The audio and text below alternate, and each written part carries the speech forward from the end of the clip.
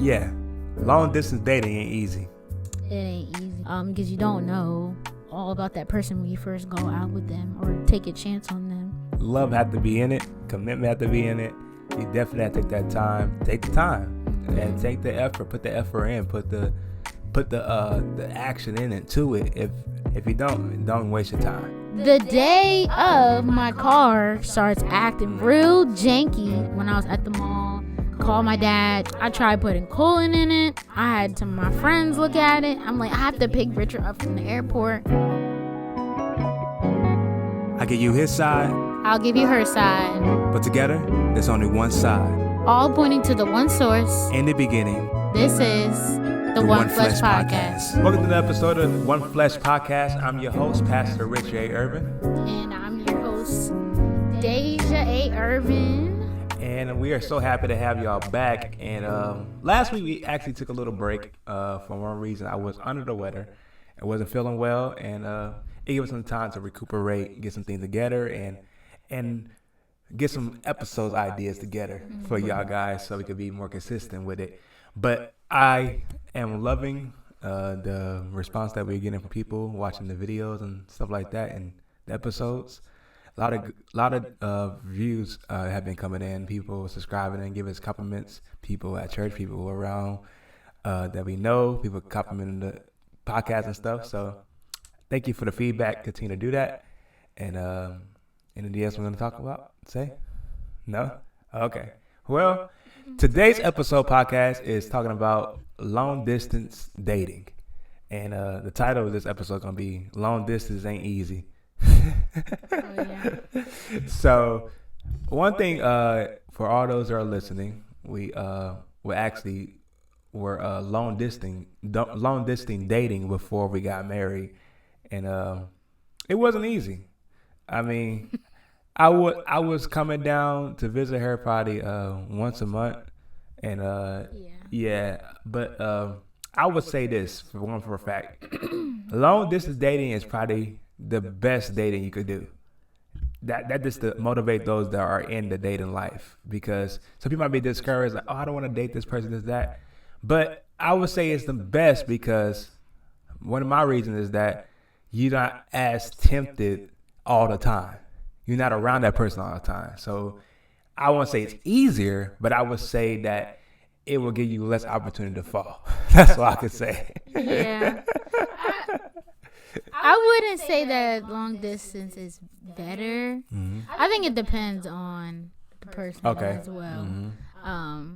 Because with the long distance, you know, they got a TV show called Catfish. So somebody could pretend to be a whole, other person, and then if you're only seeing them a handful of times in person, you only really know based on those handful of times what they're actually like. So I would say, I wouldn't say it's necessarily better, but it has its pros and cons. Mm-hmm. You just have to weigh the benefits based off of your particular situation. Yeah, and then also we talked about this in our last episode. I think it was the last episode about. Was it last episode or for that? Anyways, I will link down in the description. It's called Anxieties of Dating. Oh, yes. And people have worries about people catfishing and people going through all these kinds of situations. But that's anxiety. We scared sometimes. And I know people, it's one couple that I know actually, one of my coworkers, an older lady that I work with, she was actually dating and engaged to a man that lived way in Africa. Oh, wow. And that's her main ministry now, actually. It's to help women that are going through this, because she knows that people have been hurt in the past from long distance dating. But her husband, actually, they just got married recently. Her husband, she married him, she moved to Africa, everything, this and that. And I don't know too much. I'm going to find out the information about her channel, whatever they have. They have like some kind of channel. I might get them a podcast one day. Have them talk about their relationship. She's a Christian woman. Her husband is a Christian man from Africa. So, the Africans, they be on fire for God all day long, my African brothers and sisters.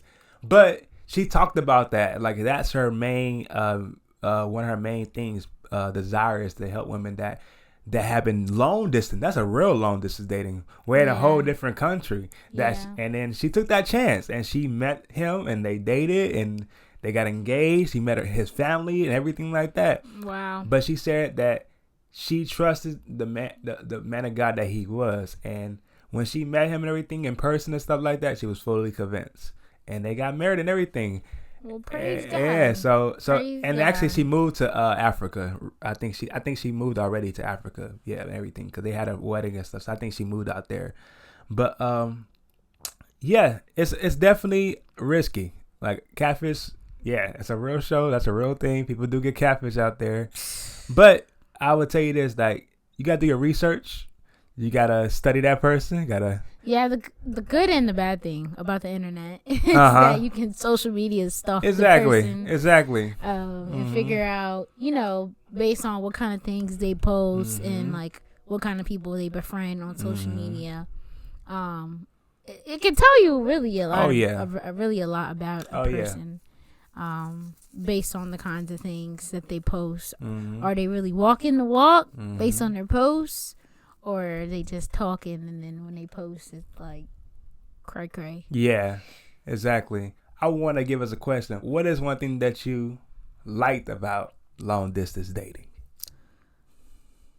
I think one thing that I liked from long distance dating is the fact that nobody knew who you were. And if you guys didn't know, I'm from Delaware, and Delaware is very small. Everybody knows everybody. Everybody is cousins with everybody and friends, family friends. Yeah, I learned that in the first week just moving here. Yeah. Literally at my job that I work at, literally everybody knows my wife. Like, oh yeah, I know her. Oh, I know her mom. Oh yeah, I know. I like. Oh yeah, everybody know you. You probably know somebody in my family. You probably know somebody else. Like, it's crazy that how small. I never grew up. I'm from LA, so a big city like me, people knows people in around Watts, like in a little small community that we hood, whatever. But other than that, you unless you're really popular and you're a really outgoing person, people don't really know you like that. Yeah, but yeah, I would say that probably was the best part for me, because. And I was actually just talking to you about this the other day. The problem sometimes with Christian dating is when you try to date people in your church, if it doesn't go well, basically you go on almost like the undateable list, because now that you dated that one person, everybody else is going to know your business. And the likelihood of you dating somebody else at your church is slim to none. So it can just turn into a little bit of unnecessary drama. And we both have I don't have as much experience, but we both have probably some degree of experience with that. So I think people not knowing who you were kind of helped, because people were not able to really be in my business. So I was able to keep it on the low. Not that I was trying to keep you a secret, but I was actually genuinely trying to get to know you and figure out who you are, figure out if this is even going to go anywhere before people start knowing about it. Yeah, that's good. I think like I said, the thing that I like was not able, like, because me personally, I know I like to have that distance also, because we wasn't tipping all the time and all those kind of things. And actually, I have a verse that I want to talk about for people that are long distance dating, the benefit behind long distance dating. But also, it also goes hand in hand about also with a topic of like basically about love and all those kind of things as well too. So it was from Song of Solomon. Y'all know Song of Solomon. Song of Solomon, verse 8, 6 through 7. And it says, set me as a steel upon your heart, as a steel upon your arm, for love is strong as death. Jealousy is fierce as a grave. Its flashes are flashes of fire, the very flame of the Lord. Many waters cannot quench love, neither can floods drown it. If a man offer for love all the wealth of his house, he will be utterly despised. And he goes on. You talk about the bosom and all that kind of stuff as well too. But we ain't going there today. Y'all know about the Song of Solomon. Anyways, so it talk about love, how fine it is, how in other translations talk about how love is like a burning fire. That's the other translation talk about like how love continue on, nothing can kill it. It keep on going and going. And I think about like how long distance dating actually builds the love as well too, because we so far apart. But actually, people that are around each other, not to despise people that are, not to talk down people that's dating close by, locally, whatever. I'm really talking about perspective of long distance dating. Mm-hmm. And in regards to that, love actually builds up strong because we so far apart.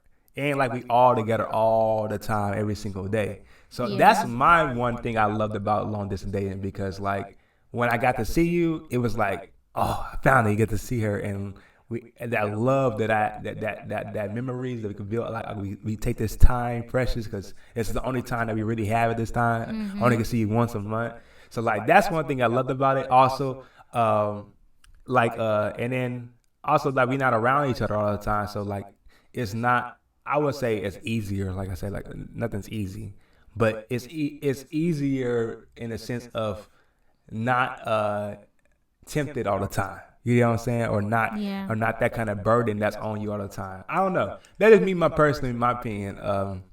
But the other question is I have, what do you dislike about long distance dating? What's one thing that you dislike about long distance dating? I think probably the main thing that I disliked was trying to coordinate schedules and figure out when you were going to come. Because there was a couple times where we didn't go. We went weeks and weeks without seeing each other just because it was not going to work for our schedules. Because both of us are very much active in ministry and in the church. So a lot of times that it didn't happen as often as what we wanted to. So I would say probably that was the hardest thing, because when you don't see the person that you love for over a month, you start to question and ponder in your head like, okay, is this really worth it? But I know we're talking about the downfalls of it, but I think that when you ask yourself that question, you start asking yourself more questions, and either the answers to your questions are going to be like, yes, okay, this really is worth it because of XYZ, or no, actually, this is probably kind of a waste of my time because this is not really not really getting anywhere, not really going anywhere. So I think the factors of long distance dating is your time, your effort, your energy, and your money. And those things take more out of you because you don't see that person all the time, and it costs more to do long distance dating. Sure. Well, actually, I don't want to say it costs more because people see each other all the time. Got to go on a date every single week. That also is true. I never thought about that. So it's not actually more expensive, I would think, but you still gotta spend money to go see that person. Plane ticket, or if you're driving, gas money, whatever, this and that. It takes that, and then also got to worry about finding a place to stay, and worry about food, and worry about transportation, and all that kind of stuff as well too. So you gotta take all those things into account. But I would say that the main thing for not making it easier, but if y'all both have the same mindset, and you know that y'all both have a goal, and that goal is towards marriage, and you really want to put your effort in. If one person is not committed and fully into it, don't do long distance dating. If you don't see him or her putting the effort in as you doing, taking the time to like schedule the thing, because even though I was the one coming here all the time, coming to see you, you still put the effort in to get your schedule together, get to where what we're gonna do that weekend, or what's the plan of how I'm gonna get from the airport to the airport, all that kind of stuff.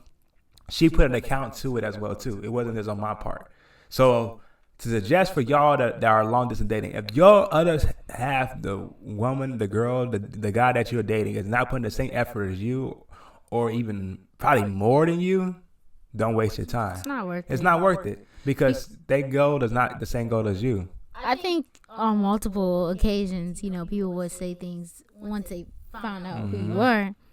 Like, oh, he must really love you. He's coming to Delaware. Almost like, kind of like a sarcastic a little bit or a slight. But it's kind of like, no, really. He really does love you because you put in the effort, A person that ain't one that really want much to do with you, not one really committed to you, is not going to go through all that. So especially Delaware. Yeah, Delaware, where it ain't nothing. I tell my people friends all the time, oh, I'm in Delaware. They're like, Delaware? What is Delaware? I gotta tell them, oh, it's by Philly, it's by Maryland. Like, oh, we know where that at. But they don't know what Delaware is. I didn't know what Delaware is on the map, to be truthful, to tell y'all the truth. That's a whole different thing right there, too. I didn't even know what Delaware is on the map. So, yeah, definitely. It's definitely love have to be in it. Commitment have to be in it. You definitely have to take that time. But like I said, you have to be both have the same goal, and that's to honor God, to know that the goal at the end is to have marriage. And if you see something in that person, take the time and take the effort, put the effort in, put the action into it. If you don't waste your time. Yeah, for sure. Yeah, effort is definitely important for long distance dating. Yeah. I think another thing that I would mention is with long distance dating, it is a little bit of, not a little bit, it's a lot of tests and trials. So I think you kind of really see who that person is fairly quick. So I think that's a good thing. But the reality is that with dating, and more so is like a trial and error kind of thing, really, because you don't know all about that person when you first go out with them or take a chance on them. So I would say just, have a little bit of faith. Oh, yeah. For sure.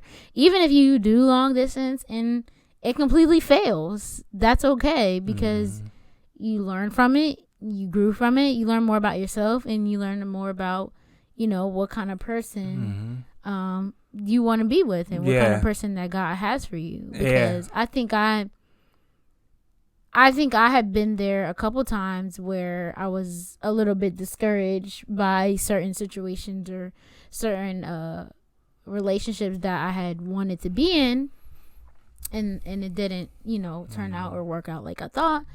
And I started thinking, like, okay, am I not good enough? Am I expecting too much? Is my standard too high? This and that. And then, I just continued to trust God that he would send the right person. And, we met and did long distance. And from the very beginning, there was that effort that I got to see. Amen. And so I will also add that as well, like persevere even through it, because you're not just, everybody's love story is not gonna be like in the movies. Our love story is not like in the movies. As you guys heard in episode, I don't know what episode it was, but the one where I twisted my ankle and all that stuff. But everybody's love story is not gonna be like in the movies. Sometimes it's gonna be a little bit rough to start, and there's beauty in the struggle. Yeah, for sure. That's good. Yeah, I think it applies to all kind of relationships, no matter if it's long distance, short distance, or whatever. That goes with it hand in hand as well too. But for long distance dating, for those of you that are brave enough to attempt it, what would you say are like the main 3 things to look for? Like the main 3 things to look for from the other person if you're dating somebody long distance. I mean, signs that it's a good long distance relationship. Well, I think we both gonna say the same thing. Like we talked about already, like effort.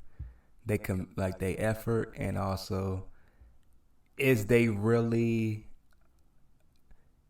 they effort, the trust, a trustworthy person, the effort, the trustworthy, and the commitment. Okay. I would say those 3 things. That's good. I would say emotional maturity. Yeah. emotional maturity, I would say for the ladies, does he have a vision of some sort? Like a, what's the word? I forgot the word. Self-driven? Maybe, but not like a pipe dream. Yeah, like pipe dream. He's going to be a rapper I got you. / NBA player. Ambitious. Ambitious. You can be ambitious and still be ambitious about the wrong things. That is true. Things. You're right about that. But yeah, I would say emotional maturity, a vision, and fruit of the spirit, like truly the fruit of the spirit. I would say those probably the main things. Yeah. Otherwise, I would say that you're probably wasting your time. Yeah, for sure. That long distance relationship. Yeah, definitely. Well, I think it's time for story time. This is the story of when everything that we planned for went completely wrong. That seemed to happen a lot in the beginning. That happened a lot. I think I know you're going. Go ahead. You might have to give it a better name than what I just gave it. But I don't remember which number time this was of you coming to Delaware. But you had booked your plane ticket and everything to come. And both of us were thinking that you were flying into Philadelphia. Literally, both of us saw he was flying into Philadelphia. Oh, yeah. Literally until the night before, we're checking everything, just make sure we're good to go. And we look at the thing, and we're like, wait a minute, that says Baltimore. So, thank the Lord we checked it the night before, because I literally drove to Philly and been like, where are you at? And you've been like, I'm outside. And then you've been like, wait a minute, that says Baltimore. Yeah. So, that happened. I don't know what time that was either. I don't either, but I don't even know how both of us. Nah, we both missed that. But I'm pretty sure that was the same time. That was the time you came, and my car broke down. Oh yeah. Yeah. So. This is the first time I came there. This is the first time you came? It had to be the first time we came. Because your car broke down. Actually, your car broke down twice. Yeah. So it had to be either the first time or whatever time. So, yeah. First off, we planned for the wrong place to pick where I'm supposed to pick him up at. The day of, my car starts acting real janky. That day I'm supposed to pick him up from Baltimore. And it's like overheating.